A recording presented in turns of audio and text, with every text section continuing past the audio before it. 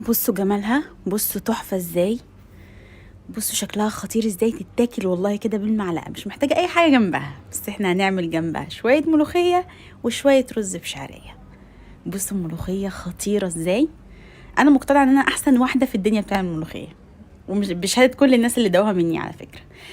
صباحكم ورد حبايب قلبي. النهارده اقول لكم ازاي تعيدوا انتاج اي حاجه بايته عندكم، سواء فراخ، لحمه، كوارع، عكاوي. العيال مش راضيين ياكلوها، محدش راضي ياكلها، يتيمه في التلاجة اتركنت على جنب وانتي مش عايز ترميها. تعالي معايا اقول لك بقى الطريقه الجباره اللي هتعيد لك انتاج اي نوع عندك من الانواع اللي قلتها دي، والعيال هياكلوا صوابعهم وراها. انا هنا عندي بصل قطعته زي نص جوانح كده. بصي التقطيعه على حسب الرغبه، اي حاجه في الوصفه دي على حسب الرغبه، لان هي وصفه مفتكسه يعني مش طريقه متعارف عليها. وعندي هنا فلفلايه رومي كده حلوه قطعتها، اخضر، فلفل اخضر وفلفل اصفر قطعت، نص فلفلايه صفرة. وعندي طماطمايه كبيره، وبرده البصل بصلايه كبيره. وهنا كان عندي كوارع مركونه في التلاجة محدش راضي يجي جنبها، بقالي يومين عاملاها ومحدش راضي ياكل الاكل البايت. فانا ايه بقى، ضحكت عليهم وقطعتها كده صغير، خليتها وقطعتها صغير. وتعالي معايا بقى اقولك تعملي ايه بالظبط تخليهم ياكلوا صوابعهم وراها حرفيا. وزي قلت لك دي مش مقتصره على الكوارع، اي نوع لحوم بايت عندك اعمليها، والله حتى لو بالبيض هتطلع برضو في حتة تانية. هنا انا حطيت 3 معالق زيت ذرة كبار. انتي حطي اي نوع زيت او سمنة، مش هتفرق. وعايزة تضيفي توم ضيفي، بس انا حسيت ان الوصفة مش محتاجة توم يعني. هنا انا حطيت البصلاية الكبيرة بتاعتي اللي مقطعاها. بصي بقى، حطيت رشة ملح كده حلوة، حوالي ربع معلقة ملح، بس ما تزوديش قوي. انا هقولك ليه، عشان انا هحط مرقة في الوصفة فمش عايزاها تملح منك.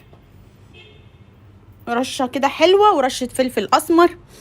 بصي بقى البهارات اللي هقولك عليها دي: حبهان، ورق لورا، كوبيبه صيني، قرنفل. تاخدي كده نص معلقه محترمه وتقلي وتحطيها على الخضار بتاعنا كده، بتودي الاكل في حته تانية. انا معروفه بالتوابل دي، هتلاقيها في كل وصفاتي اللي فيها لحمه او فراخ او كوارع او عكاوي. ربع معلقه بابريكا، ورشه قرفه، رشه صغيره قرفه، ما تزوديش قرفه قوي عشان طعمها ما يتغش، او لو حد ما بيحبهاش طعمها ما يتغش على الاكل. ورشه سكر، وما تنسيش السكر بيبقى مع البصل حلو جدا، ومع القرفه كمان بيكرمل كده البصلايه، بتبقى خطيره. بصي بقى هنعمل ايه. انا هقلب كل المكونات دي كده في قلب بعضها. اول حاجه على البارد قبل ما احطها على النار، هقلبها كده، ادخل فيها كل، عشان انا لو قلبتها على النار انا عايزاها تصفر بس، فلو بقى وانا بقى عقبال ما احط التوابل دي هتكون اصفرت اصلا. لا انا عايزاها تصفر، تاخد من التوابل الاول، وبعد كده هولع عليها النار بتاعتي على درجة حرارة متوسطة كده. انا بقلب قبل ما احطها على النار. بعد كده انا كده حطيتها على النار، اقعدي قلبي قلبي قلبي فيها عشان ما تتحرقش منك. انا في الوصفة دي مش عايزة البصلاية تتحرق ولا الخضار يتحرق، انا عايزاها تدبل بس سيكة كده معايا. حلوة السيكة دي ايوه اقعدي قلبي فيها، اوعي تتحرق منك، على نار متوسطه قلبي فيها. البصل بس ياخد من طعم التوابل كده، وكله ياخد من طعم كله. ما تنسيش رشه السكر، ممكن تستبدليها بمعلقه عسل ابيض برضو او معلقه عسل اسود، بتبقى يا جماعه خطيره والله العظيم، جربوها. دي اسمها صينيه المنجزات، صينية الإبداعات. حاجة كده في ربع ساعة، أقل كمان من ربع ساعة هتعمليها، والله في 5 دقايق هتعمليها، كلها كده على بعضها، تحطي كله على بعض شكل براكب وترمي في الفرن وخلاص، وهتاكلي أحلى صينية. هم اصلا مش هيصدقوا ان هي بايته. ايه ده يا ماما انت جبتي كوارع تاني؟ ايه ده يا ماما انت جبتي لحمه تاني؟ جبتي فراخ تاني؟ وهيحبوها جدا وهيطلبوها منك كل يوم. هنا انا بحط الفلفل بتاعي،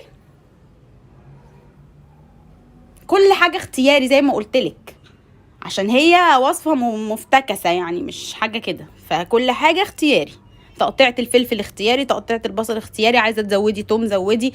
قلبي بقى كله مع بعض. شايفة البصلة يعتبر يعني خدت زي تشويحة كده، فاهمة؟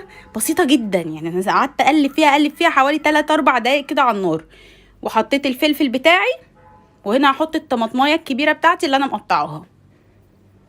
قلب قلب قلب بقى يا معلم كده، كله ياخد تشويحه كده على النار، كله تشويحه كده على النار 5 دقايق ولا حاجه.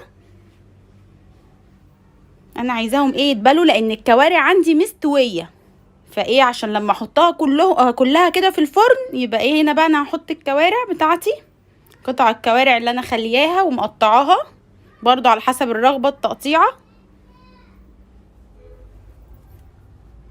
معرفش لو صوت ابني ظاهر عندكم ولا لا، بس هو خارب الدنيا يعني. ربنا يبارك فيه ويبارك في ولادنا كلهم يا رب.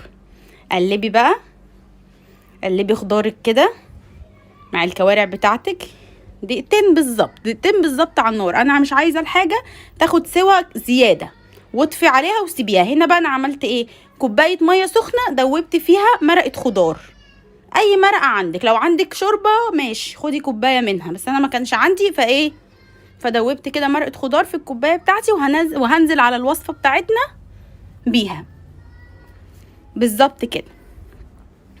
بصوا الجمال، خطيره والله والله، تتاكل كده مش محتاجه تخش فرام. هنا بقى انا هعمل ايه، انا حطيت معلقه زيت ذره تاني، حسيتها محتاجه شويه زيت. انا بس حبيت اقولك عشان عملتها بره الكاميرا. هنا بقى انا هجيب الفويل بتاعي هغطيها بيه كده، لو مش لازم فويل لو مش عندك، بس انا حبيتها بالفويل، يعني حبيت احط عليه فويل، لكن عادي ممكن لو ما عندكيش فويل دخليها الفرن كده ولا اي حاجه. حطيتها في الفرن، هحطها في الفرن على درجه حراره 180 لمده نص ساعه بالظبط. تعالوا بقى نعمل الملوخيه الجامده بتاعتنا، ملوخيه المطاعم. جربيها وهتشوفي مش تعملي غيرها ازاي. انا كسرت قاعده الستات المصريه في الملوخيه، جبت كيس بسمه، كيس ملوخيه بسمه انا بفضله، بيبقى نفس طعم الملوخيه البلدي بالظبط.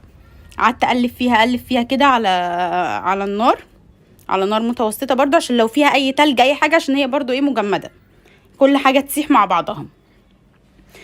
انا والله ما كبر، بس انا بعمل احلى ملوخيه وبشهاده كل اللي كلوها من ايديا. احلى ملوخيه ممكن تدوقيها انت، بس امشي على طريقتي وهقولك ايه المكون اللي انا اتخليت عنه، اللي خلى كل الناس تستغربني قبل ما ياكلوها، بس بعد ما دقوها قالوا لا انت صح، احنا مش هنعملها غير كده بعد كده. هحط بقى ايه 3 كوبايات كده حلوه من كوبايات الشاي بلبن دي، عارفاها، 3 كوبايات شوربه، بس اهم حاجه تكوني مصفيه الشوربه بتاعتك كويس، او 5 مغارف شوربه بالمغرفه اللي عندك، لو عندك مغرفه يعني. انا كانت عندي بس استسهلت وجبت الكوبايه كانت قدامي وحطيت 3 كوبايات شوربه وقشطه، يعني الموضوع مشي. تصفي شوربتك، اوعي تحطيها بالبصل والحاجه الناس ياكلوا وشنا.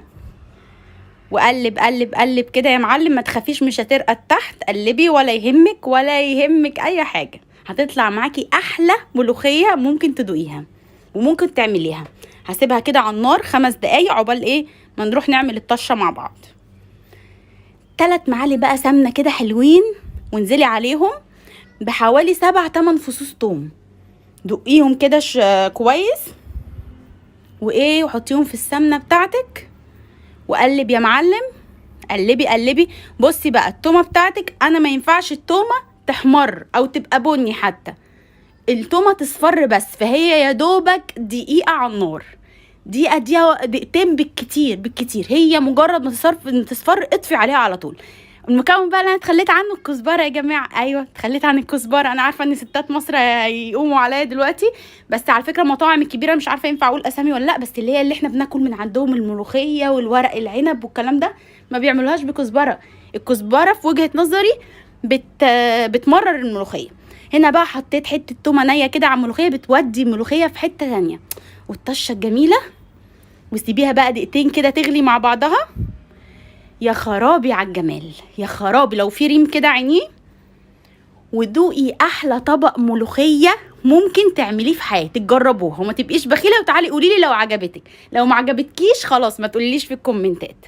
هنا بقى طلعت الصينيه بتاعتي من الفرن، بصوا الجمال والله العظيم خطيره. عملت جنبها شويه ملوخيه وشويه رز بشعريه، حاجه كده عظمه.